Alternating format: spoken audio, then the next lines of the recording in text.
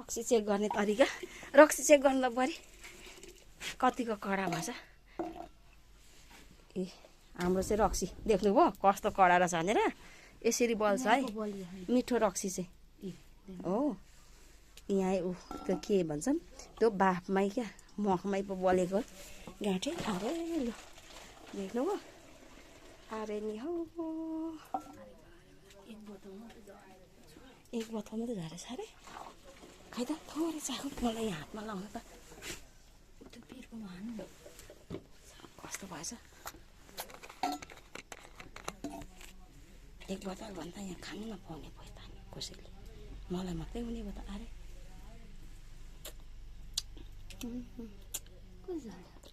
खतरा मिठो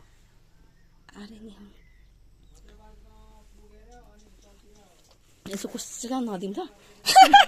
हामी मिठो छ भने यति लोभिन्छौँ क्या तर चिसोमा त के चिसोले काटिहाल्छ है कडा पनि मरिच जिरा मरिच भन्दैछ जिरा जिरा बास्ना आएको छ चिसो काट्छ यो के को पहेँलो कलर आयो त्यही जिराको है के पोकामा लगाएको डाइरेक्ट अन्त अब बोक्नु चाहिँ केमा बोक्ने नि यही डिउकै बोतलमा बोक्यो भने त ठुलो हुन्छ होला भित्र कि लाउनु पर्यो सानो सानो बोतलमा अन्त नि त्यो सानो सानोमा चाहिँ लाएर बोक्नु पाएँ 3-4 बोतल अन्त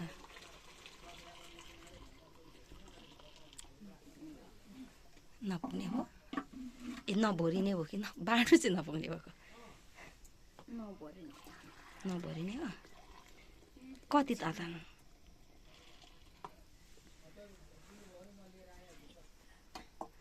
बाँड्नु त नउप्रिने भइगयो नि हेर्नु त एक बोतल मात्रै ठिक्कको छ कडा पनि छैन नमिठो पनि छैन त्यही हिजोको भन्दा चाहिँ अलिक कडा छ अस्तिको बनाउनु भन्दा चाहिँ अलिक कडा छ कि तर साह्रो पनि छैन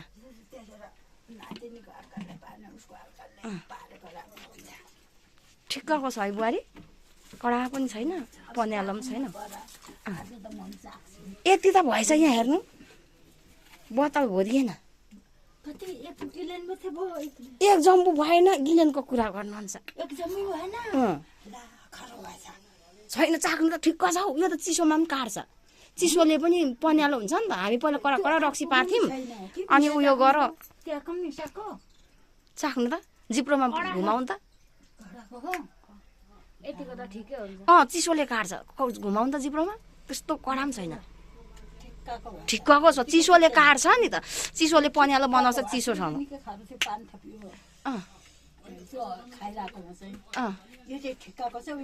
बा सेलापिस त अझै हुन्छ सेलास पन्यालो हुन्छ बा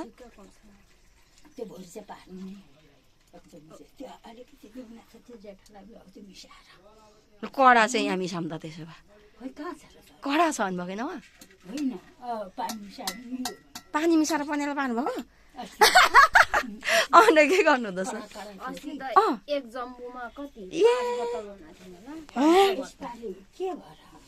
कलिलो थियो कि जाड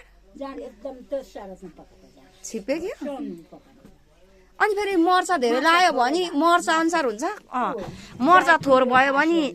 मर्चा थोर भयो भने पन्यालो हुन्छ मर्चा जति धेरै भयो त्यति कडा खरो हुन्छ मर्चा अनुसारको